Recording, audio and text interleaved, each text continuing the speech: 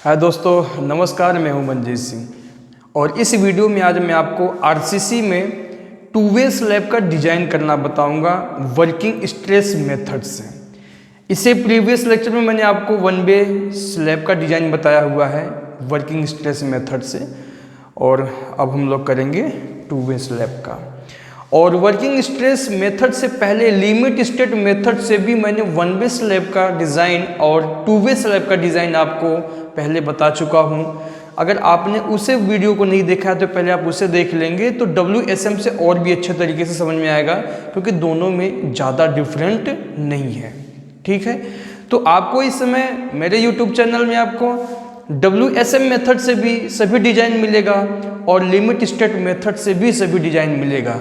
तो आपको जो भी लेक्चर देखना है, चाहे WSM से या लिमिट या LSM से, आप जा कर के देख सकते हैं। ठीक है, तो डिज़ाइन में किसी भी आरसीसी स्ट्रक्चर का डिज़ाइन आपको दोनों मेथड से हमेशा मिलेगा मेरे इसी यूट्यूब चैनल में, और जो भी लेक्चर की आपको आवश्यकता आप उसमें जा कर के देख सकते हैं। ठीक है, डिज़ाइन के साथ साथ मैं आपको न्यूमेरिकल भी बताऊंगा।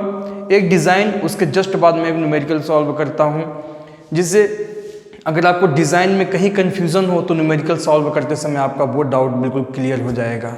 ठीक है, और कई बार होता है क्या है कि एग्ज़ाम में हमेशा डिज़ाइन स्टेप्स लिखने के लिए आता है, चाहे वो डिप्लोमा हो या बीटेक हो, तो हर जगह डिज़ाइन स्टेप्स भी लिखने के लिए आता है। तो आप डिज़ाइन स्टेप्स पे ही ज़्यादा फोकस करेंगे, क्योंकि अगर वो स्टेप्स आपको याद है तो न्यूमेरिकल लगाने में आपको कोई प्रॉब्लम नहीं होगा। बिना स्टेप्स याद किए आप कोई भी डिज़ाइन नहीं कर सकते हैं। और सबसे अच्छी बात तो यह है कि कोई भी कंपटीशन एग्जाम होता है JEE लेवल या A लेवल का, उसमें इसी आरसीसी डिज़ाइन के स्टेप्स से बहुत अच्छे अच्छे क्वेश्चन बनता है और उन्हीं में से पूछता है, क्योंकि ये जो डिज़ाइन होता है ये पूरा IS कोड से निर्धारित किया गया है। जिसके जितने भी पॉइंट है इसका सब IS कोड से लिया गया है और इसी से एग्ज़ाम में क्वेश्चन ज़्यादा पूछते हैं।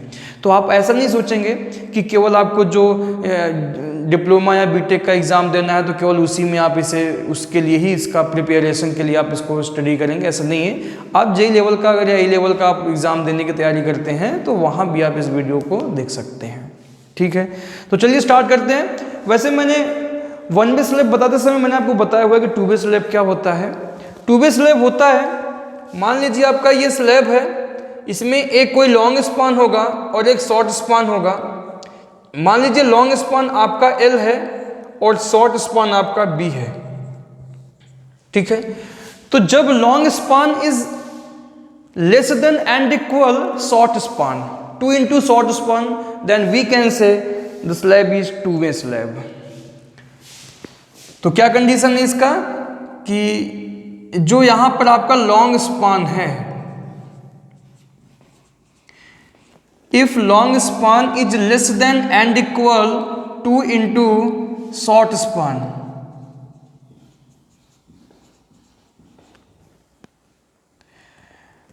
तो इस प्रकार की अगर कंडीशन में आता है तो आप कौन सा स्लैब बोलेंगे? टू वे स्लैब बोलेंगे। या कह सकते हैं कि the ratio of long span and short span is less than and equal to, that is two way slab. तो ये तो है इसका पहचान। चलिए अब डिज़ाइन करते हैं। डिज़ाइन करने के लिए आपको, अब देखिए वन वे स्लैब में मैंने आपको बताया था कि हमेशा जो उसका शॉर्ट स्पान है उसी को लेकर के हम डिज़ाइन करते हैं, कभी भी लॉन्ग स्पान का यूज नहीं करते।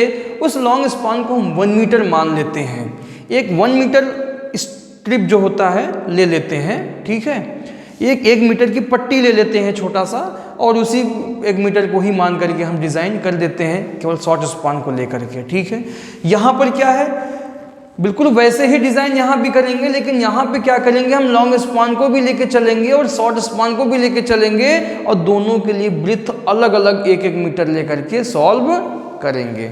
ठीक है, जैसे मैंने अभी आपको फिगर बताया था ना कि मान लीजिए आपका ये लॉन्ग स्पान है, तो जब लॉन्ग स्पान लेंगे तो इधर जो पीछे का ब्रीथ होगा ना वो केवल 1 मीटर ले लेंगे, और 1 मीटर ये ले लेंगे, लॉन्ग स्पान ये लेकर के इसका डिज़ाइन करेंगे।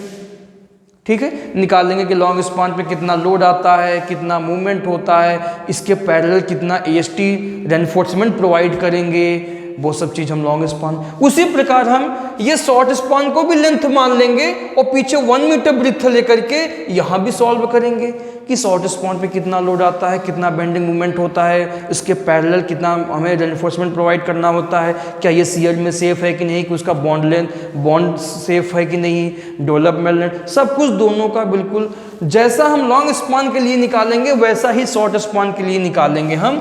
हर एक स्टेप दोनों के लिए सेम होगा। तो सबसे पहले हम निकालेंगे डेप्थ ऑफ स्लैब।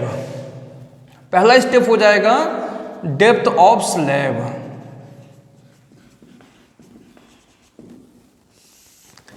अब जब डेप्थ ऑफ स्लैब निकालेंगे हम तो यहां पर अभी ये बात आती है कि कौन सा लेंथ लेके चलेंगे।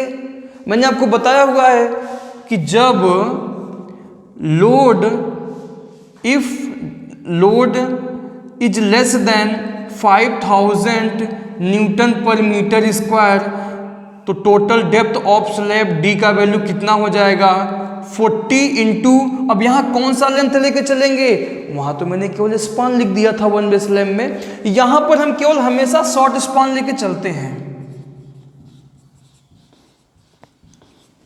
ठीक है, शॉर्ट स्पान लेके क्यों चलते हैं, क्योंकि शॉर्ट स्पान पे लोड ज़्यादा लगता है, उस पर मूवमेंट ज़्यादा होता है, तो जिस पे मूवमेंट ज़्यादा होता है उसी स्पान को लेकर के हम यहाँ डेप्थ ऑफ स्लैब निकालते हैं। जब ये जिस लेंथ पे ज़्यादा मूवमेंट होता है अगर उसको हम मान के डिजाइन करेंगे और वो शॉर्ट स्पान अगर उस मैक्सिमम बेंडिंग मूवमेंट को बियर कर लेगा तो लॉन्ग स्पान पे तो उससे कम मूवमेंट आता है, वो तो बियर कर ही लेगा, तो इसका मतलब हमारा जो बीम स्लैब होगा वो सेफ होगा।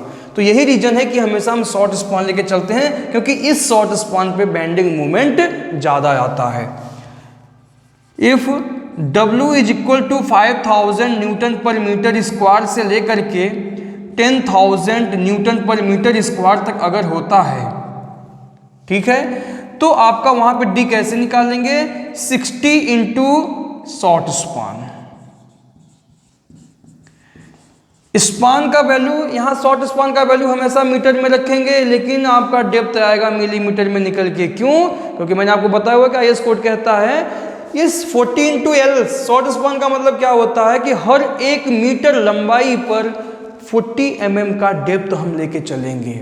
क्या मैंने बोला, 1 मीटर लंबाई लेकर के, लंबाई अगर लेते हैं तो 40 mm या 60 mm हम डेप्थ लेके चलेंगे। तो लेंथ मीटर में और डेप्थ मिलीमीटर में, इस बात को आप विशेष ध्यान देंगे। ठीक है, तो यहाँ से आपको मिल गया क्या, यहाँ से आपको मिल गया डेप्थ ऑफ स्लैब।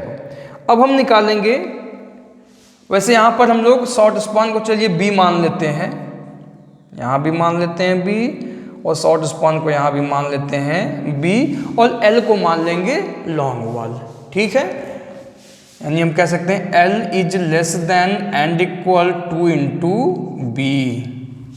ठीक है, अब हम निकालेंगे इफेक्टिव लेंथ ऑफ स्लैब।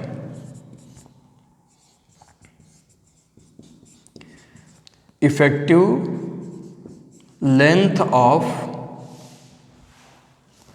अब इफेक्टिव लेंथ ऑफ दोनों का हम निकालेंगे, लॉन्ग स्पान पे भी निकालेंगे और शॉर्ट स्पान पे भी निकालेंगे। तो effective length of short span का निकाल लेते हैं, चलिए पहले ऑफ स्लैब, यानी स्मॉल बी इसको मान लिए हम। तो क्लियर स्पान कितना है इसका, कैपिटल बी प्लस डी या B plus width of support, इन दोनों में जो सबसे मिनिमम वैल्यू होगा उसे आप ले लेंगे, whichever of minimum value. ठीक है, इसी प्रकार आप निकालेंगे इफेक्टिव लेंथ ऑफ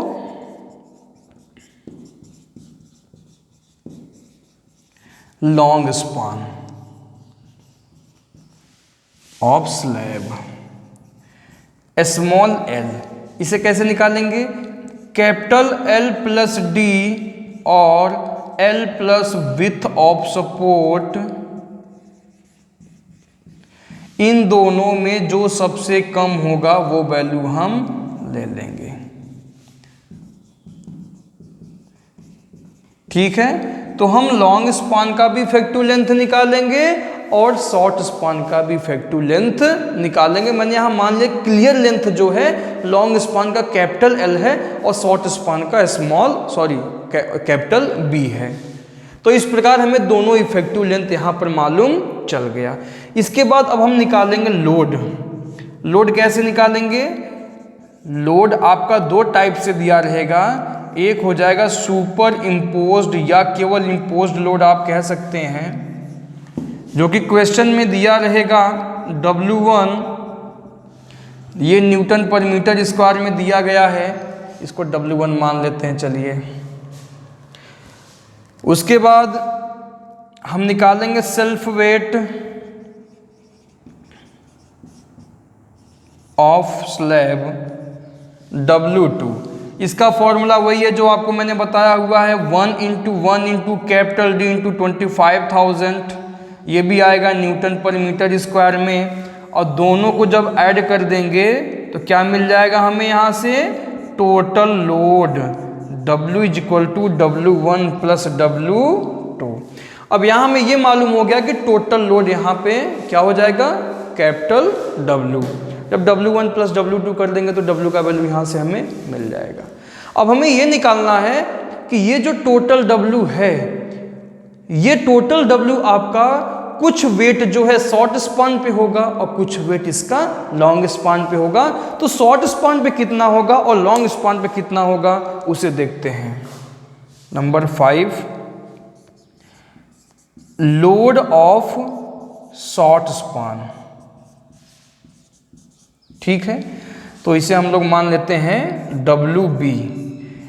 अब शॉर्ट स्पान पर लोड कितना है आप कैसे निकालेंगे? इसका फॉर्मूला है, देखिए सिंपल सा फॉर्मूला है।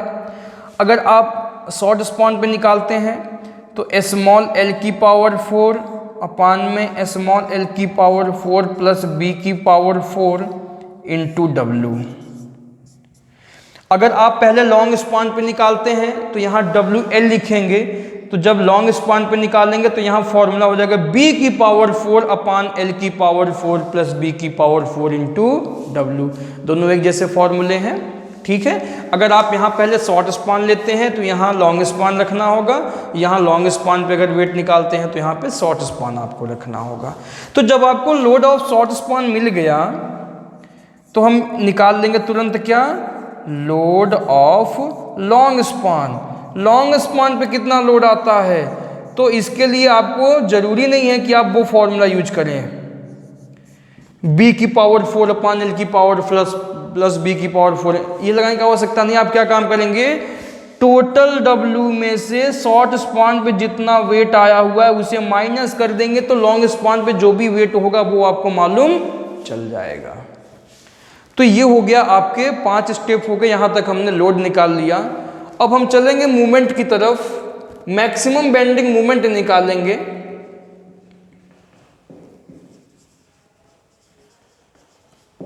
मैक्सिमम बेंडिंग मूवमेंट, अब मूवमेंट भी आप दोनों लेंथ पे निकालेंगे, लॉन्ग स्पान पे भी निकालेंगे और शॉर्ट स्पान पे भी निकालेंगे। तो मूवमेंट ऑफ शॉर्ट स्पान कितना हो जाएगा? M से मूवमेंट और B से शॉर्ट स्पान MB। तो फॉर्मूला वही यूज करेंगे, WL स्क्वायर बाई 8। W यहाँ कौन सा W लेंगे? WB लेंगे शॉर्ट का, इंटू L स्क्वायर होता है तो L नहीं लिखेंगे क्योंकि यहाँ लेंथ आपका क्या है? B माना है मैंने यहाँ पर शॉर्ट स्पान के लिए, b का स्क्वायर बाई 8। बच्चे यहाँ बहुत गलत करते हैं। जैसे आपने MB निकाला बिल्कुल वैसे ही आप निकालेंगे movement of long span ML, और यहाँ फॉर्मूला क्या हो जाएगा? WL into L square by 8। दोनों पे हमें मूवमेंट आ जाएगा। ठीक है, एक जानकारी के लिए मैं आपको बता दूं, हमेशा मूवमेंट शॉर्ट स्पान पे ज़्यादा होगा, MB की वैल्यू ज़्यादा होगा, हमेशा शॉर्ट स्पान पे ज़्यादा आता है। अब अगला हमारा 7th स्टेप क्या होगा? अब हम चेक करेंगे डेप्थ को, चेक करेंगे कि क्या हमारा डेप्थ जो हमने जूम किया हुआ है वो करेक्ट है या नहीं। तो 7th नंबर हमारा स्टेप हो जाएगा चेक इन डेप्थ। ठीक है, इसके लिए हम क्या काम करेंगे, पहले क्रिटिकल निकालेंगे, क्रिटिकल न्यूट्रल एक्सिस। इसका formula x is equal to m sigma C B D upon में m sigma C B plus sigma S T. इसे आप d के टर्म्स में निकालेंगे, टर्म्स ऑफ d। मैंने जो भी डिजाइन आपको बताया, चाहे कैंटिलीवर या सिंपली सपोर्टेड बीम का डिजाइन, वन वे स्लैब का डिजाइन, इसी प्रकार टू वे स्लैब का डिजाइन, इनको हमेशा हम डी के टर्म्स में ही लेते हैं। ठीक है, तो कोई पहली बार मैं आपको ये चीज़ नहीं बता रहा हूँ, आप वहाँ से भी वीडियो सब देख सकते हैं उन सबको। यहाँ केवल डी का वैल्यू नहीं रखेंगे, बाकी सभी वैल्यू रख लेंगे। उसके बाद निकालेंगे moment of resistance M R का वैल्यू। इसका फॉर्मूला क्या है, B X sigma C B by two into D minus X by three. इसे भी आप क्या करेंगे, बी डी स्क्वायर के टर्म्स में निकालेंगे, terms of B D square. B और डी का वैल्यू नहीं रखेंगे, बाकी सभी वैल्यू आप रख देंगे। तो जब इसे सॉल्व करेंगे ना, तो M R is equal to हो जाएगा Q into B D square. कुछ इस फॉर्म में सॉल्व होके आ जाएगा, क्यू कोई संख्या होगा और बी और डी के टर्म्स में आ जाएगा, ये बी डी स्क्वायर के टर्म्स में। तो क्यू का वैल्यू आपको या तो 0.64 आएगा या 0.85 आ जाएगा, वो डिपेंड करेगा कि कंक्रीट का ग्रेड कितना है और स्टील का ग्रेड कितना है, उसके अकॉर्डिंग आ जाएगा ये। अब हमारा चेक इन डेप्थ का जो फॉर्मूला है ना, वो इसी से बन जाएगा। क्या बन जाएगा, D is equal to under root M R upon Q into B. यहाँ जो मैंने B लिखा हुआ है, ये B और ये B दोनों अलग अलग है। ठीक है, आप सेम भी नहीं समझेंगे। यहाँ B का मतलब होता है इफेक्टिव लेंथ है, एक प्रकार से है। अब क्योंकि यहाँ पर हमें दो इफेक्टिव लेंथ है लेके चलना पड़ा हुआ है, लॉन्ग स्पान का भी शॉर्ट स्पान का भी, तो एक जगह मैंने L मान लिया और एक जगह B मान लिया। लेकिन ये जो B है ना, ये वही B है जो हम 1000 मिलीमीटर लेके चले हुए हैं, ये वही B है आपका। ठीक है, तो मैं कह सकता हूँ D is equal to M R के स्थान पे क्या रखेंगे, मान लो मैं आपको MB और ML में जो सबसे मिनिमम होगा वही लेके चलेंगे। Minimum movement of minimum bending movement लेके चलेंगे आप यहाँ पर। ठीक है, तो हमेशा MB ही कम होता है। मैं आपको लिख दे रहा हूँ MB अपान में Q इंटू B का वैल्यू होता है 1000 millimetre.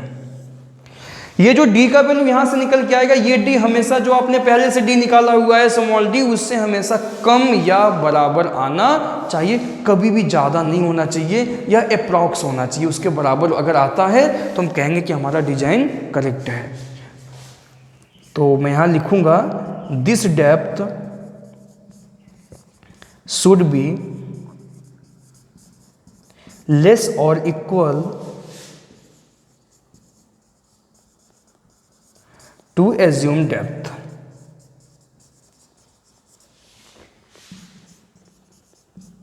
Hence design okay.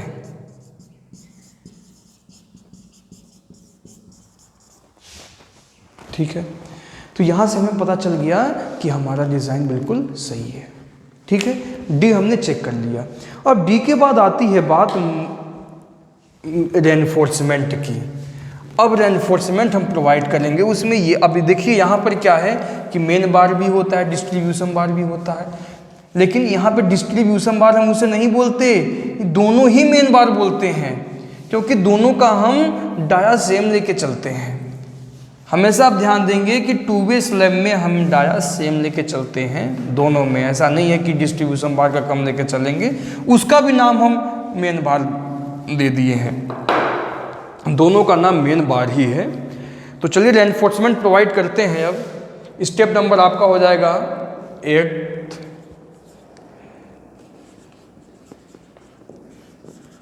Reinforcement, अब देखिए लॉन्ग स्पान के समांतर, लॉन्ग स्पान के पैरेलल भी होगा और शॉर्ट स्पान के पैरेलल भी होगा। अगर हम पहले शॉर्ट स्पान ले लेते हैं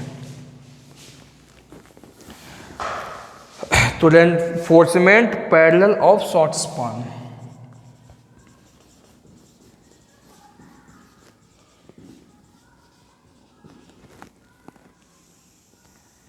कैसे निकालेंगे? हमें मालूम है कि M R is equal to क्या होता है, sigma S T into A S T into Z, यानी लीवर आर्म होता है, हमें पता है, ये फॉर्मूला सबको मालूम है। M R is equal to होता है sigma S T into A S T into Z, Z क्या है, लीवर आर्म है। तो यहाँ से ए एस टी हम निकाल लेंगे और इसे मान लेंगे A S T one is equal to movement of resistance, यहाँ पे कौन सा लेके चलेंगे, जो शॉर्ट स्पान के पैरेलल होगा, कितना है, एम बी, तो एम बी अपान में sigma S T into Z one. इसी से मैंने ये फॉर्मूला बना दिया, ठीक है। तो इस फॉर्मूले से हम निकाल लेंगे A S T one, A S T one हम निकाल लेंगे, यहाँ एम बी रखेंगे, सिग्मा एस टी का वैल्यू मालूम है, जेड वन आप कैसे निकालेंगे, जेड वन है lever arm, Z1 is equal to D minus X by three, सबको पता है ये चीज। अब ST1 निकालने के बाद हम निकालेंगे इसकी स्पेसिंग क्या होगा। तो स्पेसिंग के लिए फॉर्मूला वही आप यूज करेंगे जो मैंने आपको बताया हुआ है, spacing S is equal to A T into 1000 divide by A S T. Small A T क्या है, स्मॉल ए टी है आपका एक स्टील बार का एरिया, यानी पाई बाई 4 इंटू डाया का स्क्वायर। आप डाया कितना ले लेंगे, 8 mm या 10 mm ले लेंगे। इसके लिए मैंने IS कोड आपको बता दिया है, 8 mm से लेकर 10 mm तक यूज करते हैं। या thickness of slab divide by 8, जो उन दोनों में मैक्सिमम वैल्यू होता है वो हम लेकर के चलते हैं dia of main bar. Spacing निकालने के बाद हम IS कोड में चेक करेंगे। IS कोड क्या कहता है कि पहला वैल्यू S का ले लेंगे, सेकेंड वैल्यू ले लेंगे 3D एंड थर्ड नंबर ले लेंगे 300 mm।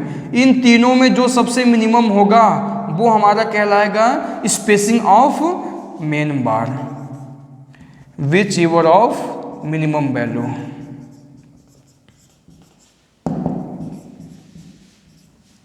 ठीक है, तो ये AST आपका यहाँ पे जाके कंप्लीट होता है। अब हम निकालेंगे reinforcement parallel of long span. बिल्कुल इसी तरह से निकालेंगे जैसे मैंने यहाँ निकाला हुआ है, बिल्कुल ऐसे ही निकालेंगे, बस वैल्यू चेंज कर देंगे। Reinforcement parallel of long span. अब इसी से जैसा फॉर्मूला बना लीजिए, AST2 इज इक्वल टू, यहाँ ले लेंगे ml अपान sigma ST into Z2। Z2 कैसे निकालेंगे, देखिए दोनों का लीवर आर्म चेंज हो जाएगा, क्योंकि लीवर आर्म का डेफिनेशन होता है कि टेंसाइल एरिया का सेंटर और कंप्रेसिव एरिया के सेंटर के बीच की डिस्टेंस को बोलते हैं। लेकिन यहाँ पर क्या है कि मेन बार के ऊपर ये बार डाला गया है, तो उस बार के सेंटर से डिस्टेंस लेते हैं। यहाँ पर Z2 हो जाएगा आपका d minus X by 3 minus 5 और इसमें माइनस कर देते हैं Z, ये वही 5 है जो आपने यहाँ पे लिया हुआ है। AST2 यहाँ से निकल जाएगा, उसके बाद हम स्पेसिंग इसका निकाल लेंगे इसी तरह, spacing AT into 1000 divide by AST2। ठीक है, इसका भी IS कोड चेक करेंगे। अब हम IS कोड क्या कहता है कि पहला वैल्यू S का ले लेंगे, दूसरा वैल्यू जो होगा आपका, यहाँ भी 3D लेके चलते हैं, ध्यान देंगे, जबकि वन वे स्लैब में ऐसा नहीं था। यहाँ पर दोनों में सेम लेके चलते हैं, S3D 300 S3D 300, जबकि लॉन्ग वन वे स्लैब में क्या था, डिस्ट्रीब्यूशन बार में S5D और 450 mm लेके चलते थे। यहाँ पे जो वैल्यू कम होगा उसे हम ले लेंगे।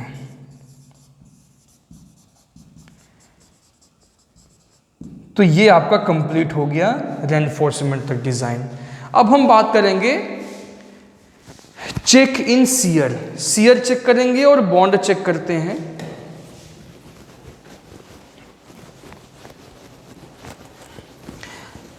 जैसा कि मैंने आपको बताया कि बेंडिंग मोमेंट हमेशा शॉर्ट स्पान पे आता है, फिर भी मैंने लॉन्ग स्पान पे निकाला हुआ था, क्योंकि उसकी भी तो आवश्यकता पड़ती रहती है। यहाँ पर जैसे लॉन्ग स्पान का भी तो आवश्यकता पड़ा बेंडिंग मोमेंट का। तो जब शॉर्ट स्पान पे बेंडिंग मोमेंट मैक्सिमम होता है, तो शियर फोर्स मैक्सिमम किस स्पान पे होगा, लॉन्ग स्पान पे होगा। ठीक है, तो यहाँ भी हम शियर चेक करते हैं। स्टेप नंबर 10 हो जाएगा हमारा, चेक इन शियर। ठीक है, तो यहां भी हम शॉर्ट स्पान पे भी शियर फोर्स निकालेंगे और लॉन्ग स्पान पे भी शियर फोर्स निकालेंगे। तो shear force of short span क्या हो जाएगा? Shear force of short span, V से होता है शियर फोर्स और B से होता है शॉर्ट स्पान।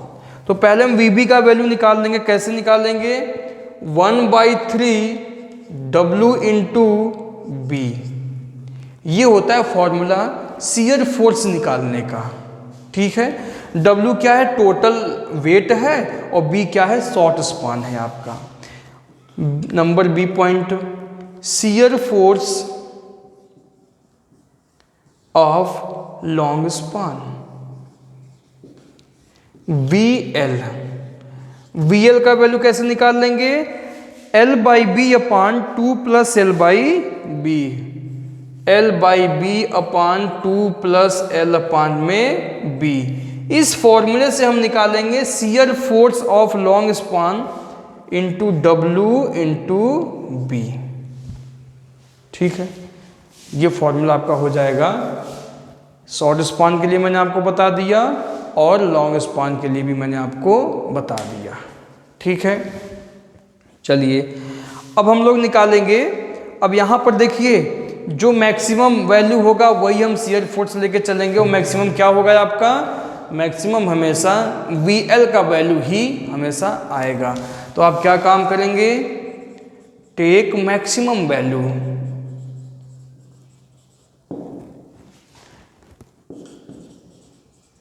ठीक है, तो हमेशा मैं जानकारी के लिए बता देता हूँ, यही वैल्यू हमेशा मैक्सिमम आपका आएगा। ठीक है, अब हम क्या काम करेंगे? अब हम निकालेंगे शियर स्ट्रेस। शियर स्ट्रेस जिसको हम लोग टाउ V बोलते हैं, V/BD होता है, तो VL/B इंटू D। B का वैल्यू 1000 लेके चलेंगे इंटू D। इस फॉर्मूले से आप निकालेंगे शियर स्ट्रेस। शियर स्ट्रेस के बाद अब हम निकालेंगे percentage of steel.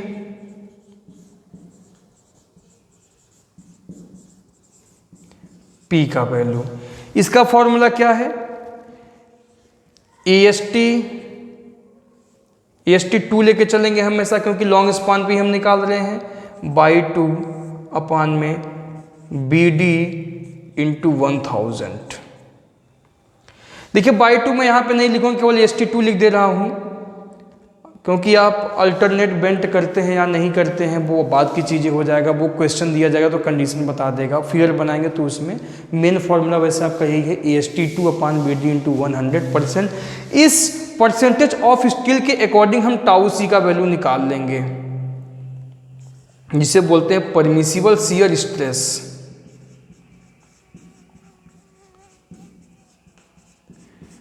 Tau C from IS code. IS code और K का वैल्यू भी निकाल लेंगे IS कोड से। उसके बाद क्या काम करेंगे कि tau V is less then K into tau C होना चाहिए। अगर ये कंडीशन होता है तो हम कह सकते हैं कि slab is safe in shear. जब आपका लॉन्ग स्पान पर स्लैब जो है सेफ है, तो शॉर्ट स्पान पे निकालने की कोई आवश्यकता नहीं है, क्योंकि मैक्सिमम शियर लोड तो लॉन्ग स्पान पे ही लगा हुआ है। तो जब वहाँ सेफ है तो शॉर्ट स्पान पे सेफ तो होगा ही होगा। अब हम निकालेंगे, बॉन्ड चेक करते हैं। बॉन्ड चेक करेंगे जब, तो दोनों ही स्पान पे करेंगे, क्योंकि दोनों का लेंथ ऑफ डेवलपमेंट अलग अलग हो सकता है, क्योंकि दोनों पे मूवमेंट अलग है, दोनों का AST अलग अलग है। तो वहाँ पर बॉन्ड चेक जो है हम दोनों लेंथ पे करेंगे। Number 11th, bond check. Bond check long span और शॉर्ट स्पान दोनों की बात हम करेंगे। तो सबसे पहले हम बात करते हैं शॉर्ट स्पान पे।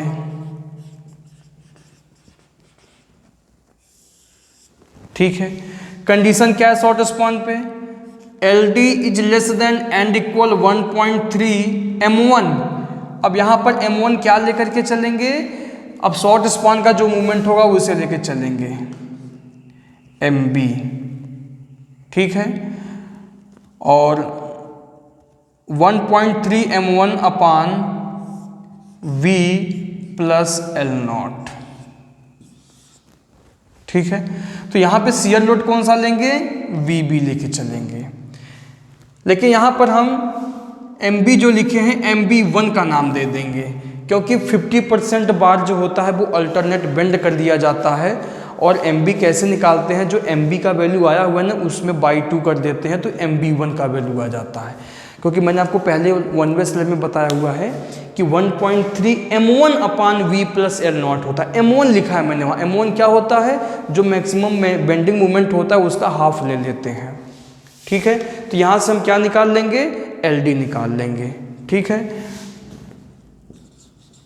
वेयर LD का फॉर्मूला ये सब कुछ मैं बता चुका हूँ, केवल MB1 का बता देता हूँ कैसे निकालेंगे आप। सिग्मा ST इंटू AST 1/2 कर देंगे इंटू D माइनस x/3। ये फॉर्मूला हो जाएगा आपका किसका, चलिए Z1 लिख लेता हूँ मैं यहाँ पे MB निकालने का। बाकी VB L नॉट सब वैल्यू आपको पता है, ठीक है। शॉर्ट स्पान पे अब ऐसे ही हम निकालेंगे, LD is less than and equal 1.3 mL1 upon VL ले लेंगे अब प्लस एल नॉट।